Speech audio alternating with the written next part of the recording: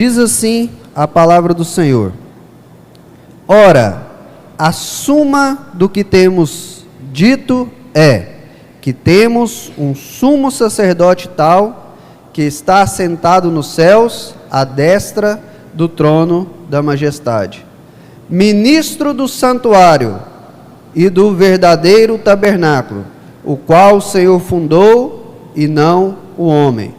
Porque todo sumo sacerdote é constituído para oferecer dons e sacrifícios, pelo que era necessário que este também tivesse alguma coisa que oferecer. Ora, se ele tivesse na terra, tampouco seria sacerdote, havendo ainda que oferecesse dons segundo a lei, os quais servem de exemplar e sombra das coisas celestiais, como Moisés divinamente foi avisado, estando já para acabar o tabernáculo, porque foi dito: olha, faze tudo conforme o modelo que no monte se te mostrou. Mas agora alcançou ele ministério tanto mais excelente, quanto é mediador de um melhor concerto, que está confirmado em melhores promessas. Amém? Se assente aí com a sua Bíblia aberta. Deixa Deus te usar aí, Renato. Glória a Deus. Meus irmãos, nós estamos aqui para cultuar a Deus, em um momento muito especial, onde nós celebramos a ceia do Senhor.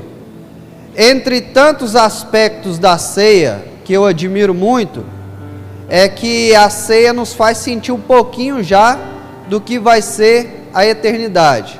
Como assim? Vocês sabem que na eternidade lá não terá passado, nem presente, nem futuro, vai ser uma coisa só. E na ceia é algo parecido, por quê? Porque a ceia também é tridimensional. Como assim? A Bíblia diz: fazer isto, presente, em memória de mim, passado, até que ele venha, futuro.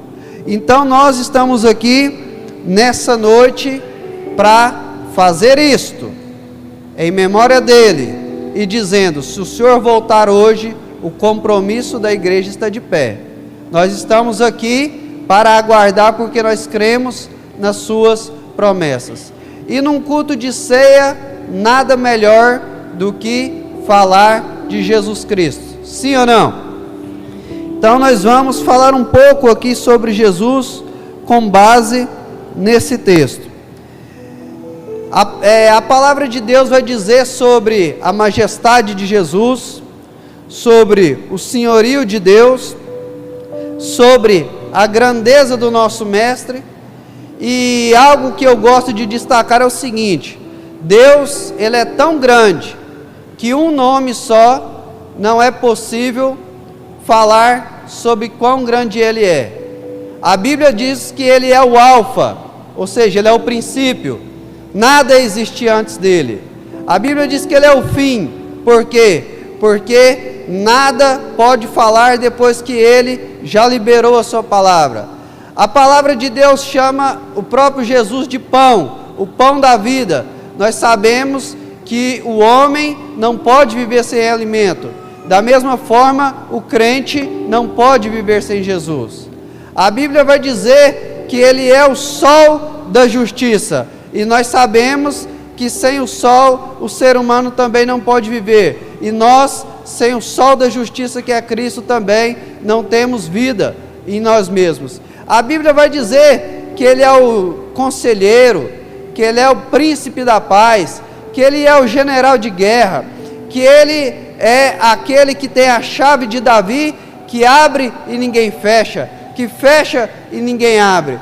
E a Bíblia vai dizer tantas coisas sobre a grandeza de Jesus, e nessa noite eu quero compartilhar com vocês algumas coisas sobre o contexto da carta de Hebreus, que foi o livro que nós tomamos aqui por base na palavra que nós estamos pregando. A carta aos Hebreus foi escrita principalmente para fortalecer na fé os irmãos judeus do primeiro século. Automaticamente, quando aqueles judeus, aqueles hebreus, ouviram o Evangelho, o evangelista Manuel, e eles creram na palavra de Deus, muitos problemas eles começaram a enfrentar. Perseguidos por Roma, vocês sabem que os imperadores naquela época aclamavam para si adoração, e eles, sendo servos do Deus Altíssimo, do único Deus, não se dobravam perante aqueles imperadores. Perseguição de Roma por isso. Perseguição dos gentios, porque quando eles pregavam sobre o pecado, quando eles pregavam sobre a idolatria, quando eles pregavam sobre a feitiçaria, os gentios também perseguiam eles. É assim ou não é quando você fala de um pecado que alguém comete? Eles ficam sorrindo, concordando, ou eles falam que você é fundamentalista, que você é radical, que você é perturbado? Então eles tinham perseguição dos gentios, e também tinha perseguição dos próprios judeus, que eram seus conterrâneos, que achavam que eles tinham apostatado da fé. Então, nesse contexto, eles passavam por muitas tribulações, muitas perseguições. Quando você vai ler Hebreus 10, 32, o escritor aos Hebreus vai dizer o seguinte: eu sei que vocês têm passado e sofrido grandes lutas e sofrimentos. Quantos aqui têm passado lutas e sofrimentos? Acredito que todos nós. Isso não é de hoje, irmãos. Isso é desde que a igreja foi fundada. E a Bíblia vai dizer no capítulo 10, versículo 33, que eles tinham sido expostos a espetáculo, que eles tinham sido humilhados e perseguidos. Coisa difícil é ser humilhado. Quem já passou pelo desprazer de receber uma humilhação na vida sabe o quanto é complicado. Quem já passou por uma perseguição indevida sabe o quanto é difícil. No versículo 34 de Hebreus 10, é a parte que eu acho aqui mais complicada, presbítero Carmo, que a Bíblia vai dizer que até os seus próprios bens estavam sendo confiscados. Pensa que coisa, Maiquinho. A pessoa chegar na casa dos crentes, vamos imaginar que é nos dias de hoje, fala assim: me dá seu carro aqui que eu vou levar, está confiscado. Me dá sua geladeira, me dá seu fogão, que enquanto você não esquecer esse negócio de fé em Jesus, que enquanto você não esquecer esse negócio de pregar no nome de Jesus, você não vai ter essas regalias. Só que a Bíblia vai dizer que eles passaram por isso tudo, eles aceitaram isso sabendo que eles tinham bens maiores no céu. Aleluias! Mas tem uma questão que nos aperta, é a questão do tempo. O tempo foi passando, as coisas não foram melhorando, ao contrário, as coisas foram piorando, e muitos desses judeus começaram a deixar de congregar, começaram a deixar a congregação, e outros estavam pensando em voltar para o judaísmo, apostatar da fé. Nesse contexto está aquele versículo muito conhecido, que o escritor aos Hebreus diz: não deixei a vossa congregação, como é de costume de muitos. Hoje pessoas trocam de congregação por motivos irrisórios, por motivos mínimos, por motivos totalmente sem lógica. Hoje pessoas deixam de congregar, querem ficar em casa por motivos dos mais absurdos possíveis. Mas mesmo aquelas pessoas tendo seus bens confiscados, sendo perseguidos, sendo humilhados, sendo feitos de espetáculos, o escritor aos Hebreus, inspirado pelo Espírito Santo, irmão Leôncio, diz: não deixei de congregar. Continua firme. E aí ele começa dizendo por que eles deveriam continuar firme. E aí quando você vai olhar a Bíblia, já no capítulo 1 de Hebreus, a partir do versículo 5, eles vão dizer o seguinte: continua firme, porque esse Jesus a quem vocês ouviram e creram, esse Jesus a quem vocês servem, ele é superior aos anjos. O Marco Feliciano, pastor muito conhecido, do final da década de 90, dos começo dos anos 2000, ele disse o seguinte: André, convencer um africano sobre a majestade de Jesus, convencer um brasileiro é fácil, porque nós não temos assim grandes referências de heróis da nossa nação. Convencer alguém lá dos Estados Unidos é um pouco mais difícil, porque eles são muito patriotas e têm algumas referências de heróis. Agora, convencer, evangelista Renato, um judeu é quase impossível, porque eles têm muitas referências de heróis na fé e ainda as tradições que está ali impregnado no sangue deles. E aí o escritor aos Hebreus diz o seguinte: fica firme com Jesus, porque ele é superior aos anjos. Agora imagina, Mateus, aquele povo que cresceu escutando, o único anjo feriu 180 mil homens do exército mais poderoso na terra daquela época. E aí eles escutam: Jesus é mais poderoso do que os anjos, no plural, mais poderoso do que todos os anjos juntos, mais poderoso do que Miguel, que expulsou Satanás ali do céu, mais poderoso do que todos os anjos, que são bilhões e bilhões. Jesus é superior. Aleluias. No capítulo 2, a partir do versículo 5, ele diz para aquele povo: Jesus é superior aos sumos sacerdotes da terra. O sumo sacerdote para aquele povo era a mais alta patente de pessoas crentes, de pessoas que têm comunhão com Deus. E ele diz: Jesus é superior aos sumos sacerdotes. No capítulo 3, o escritor de Hebreus vai dizer o seguinte: Jesus é superior a Moisés, o homem que falava com Deus face a face, o homem que, usado por Deus, tocou no mar e o mar se abriu pelo poder de Deus, um homem que foi o legislador de Israel, um homem a qual tem tantos e tantos feitos. Entre eles, ele escreveu os 5 primeiros livros, que é conhecido no judaísmo como Torá, que são para muitos os mais importantes livros do Antigo Testamento.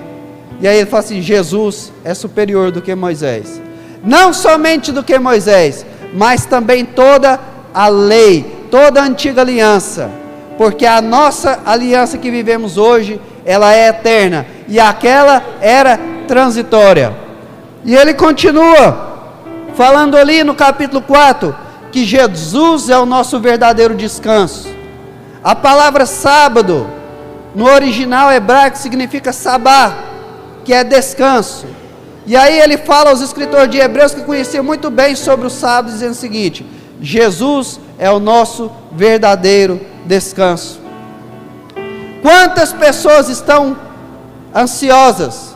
Quantas pessoas estão desesperadas? Quantas pessoas estão tristes? Quantas pessoas estão pensando em tirar a sua própria vida? Outras já tiraram. Saiba o seguinte: nós estamos numa melhor aliança, e nessa melhor aliança nós temos um sumo sacerdote, e esse sumo sacerdote é o verdadeiro e eterno sacerdote, e ele nos oferece o verdadeiro descanso. Você pode glorificar a Deus?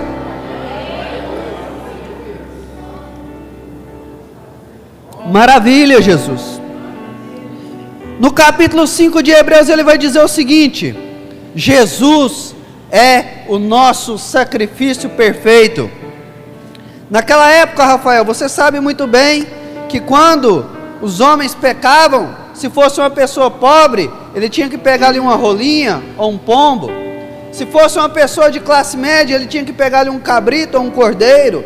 Se fosse uma pessoa rica, ele tinha que pegar ali um novilho e levar para sacrificar. E aqueles animais que eram símbolos, sombra do sacrifício de Jesus eram sacrificados, o sangue era aspergido, aquele ritual era feito, mas daqui a pouquinho, Isne, o povo pecava de novo, e eles tinham que ir lá e levar suas ofertas de novo, porque o sangue de animal algum pode tirar o pecado de um homem, por mínimo que seja.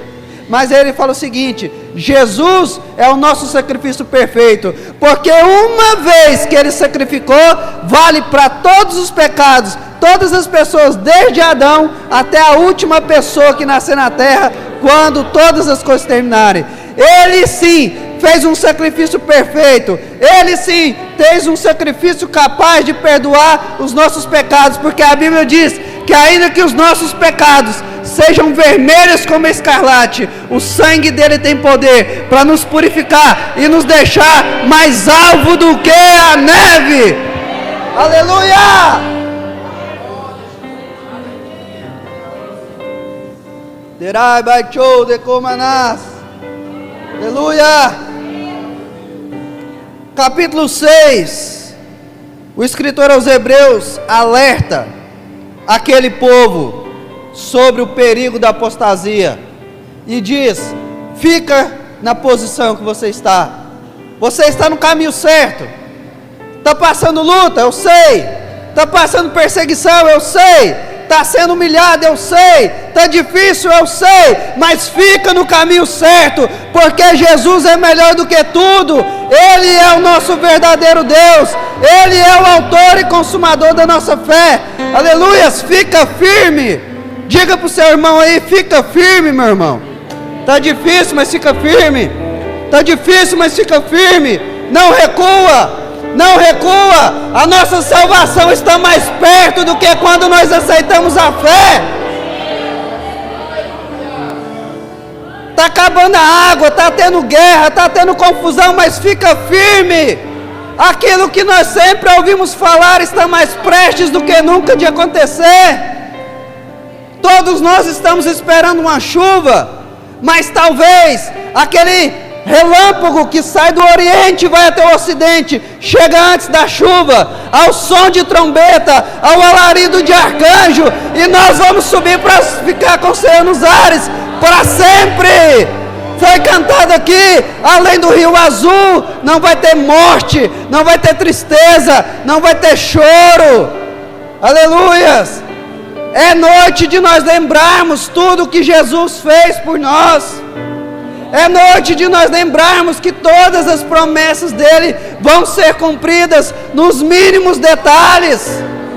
Nós estamos aqui fazendo isso, lembrando o que ele fez, mas sabendo que ele vai voltar. Aleluia! Glória a Deus! Fica firme, povo de Deus. Cuidado com as distrações. Cuidado com as distrações. Você vê que nós vivemos num mundo cheio de distrações. A bola da vez é a política. Daqui a pouco é um futebol, daqui a pouco é uma série, daqui a pouco é uma rede social, daqui a pouco é a festa de final de ano, e etc, etc. Cuidado com as distrações. Glória a Deus. Chegamos então no capítulo 8, a qual nós lemos no versículo 1, que diz o seguinte: ora, a suma do que temos dito é que ele é um sumo sacerdote tal, que está assentado nos céus, à destra do trono da majestade.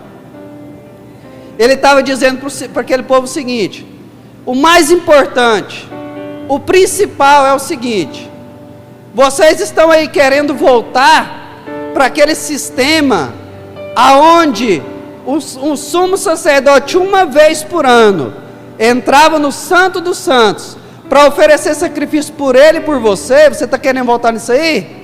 Mas eu quero te dizer o seguinte: nós temos um sumo sacerdote eterno, poderoso, que está à direita de Deus e intercede por nós. Se for de madrugada o pecado, ele está lá. Se for na hora sexta, ele estará. Se for na hora do almoço, ele está lá. Se for um pecado que envergonha a igreja, Ele está lá. Se for um pecado que escandaliza a sua família, Ele está lá. Todos os dias, todas as horas, todos os minutos. Vamos aplicar para os dias de hoje. Não quero olhar para trás. Não quero se apostatar da fé. Se está difícil aqui, imagina lá. Se está complicado aqui, imagina lá fora. Nós estamos numa aliança melhor. Nós estamos numa aliança mais poderosa. Aleluia. Glória a Deus. No versículo 2 vai dizer o seguinte: ministro do santuário e do verdadeiro tabernáculo, a qual o Senhor fundou, e não o homem.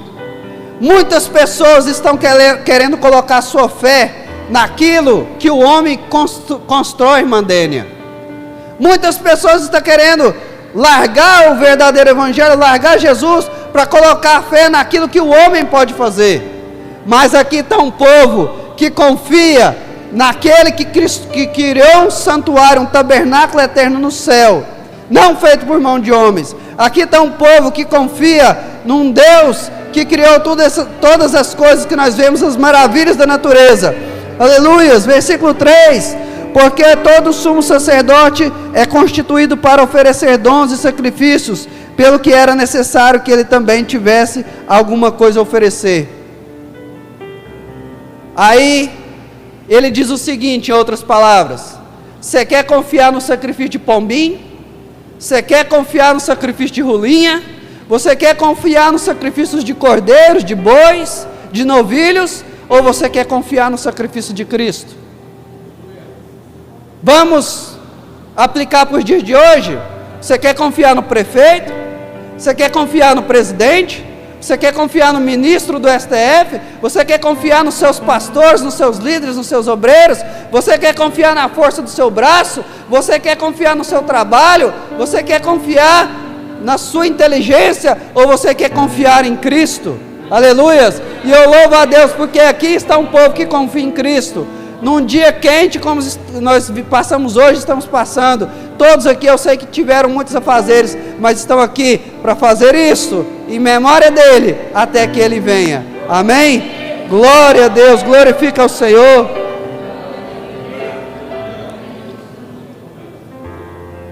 Vamos partir para o encerramento. E aí no versículo 5, diz o seguinte: os quais servem de exemplar e sombra das coisas celestiais, como Moisés divinamente foi avisado, estando já para acabar o tabernáculo, porque foi dito: olha, faze tudo conforme o modelo que Deus te mostrou. Agora, a parte principal dessa mensagem para a gente encerrar.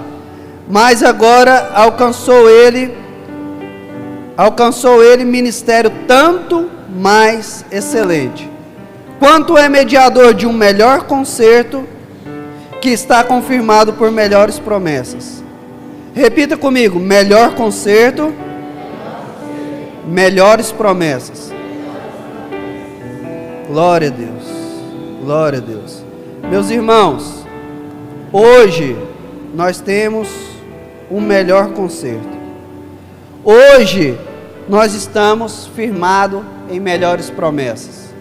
A igreja hoje está debaixo de um concerto infinitamente melhor, porque o concerto passado já foi. Hoje nossa igreja, nós temos melhores promessas. Agora eu te pergunto: Israel, que em grande parte ainda está no concerto antigo, irmão Zé Milton, tem hoje um território de cerca de 22 mil quilômetros quadrados.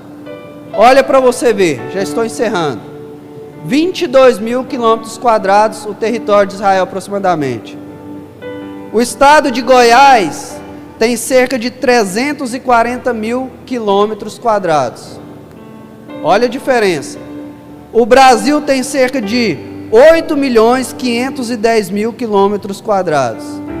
Eles que estão na antiga aliança, no antigo concerto, com promessas inferiores do que nós, tem mais tecnologia, tem mais poder militar, tem mais vida financeira mais próspera.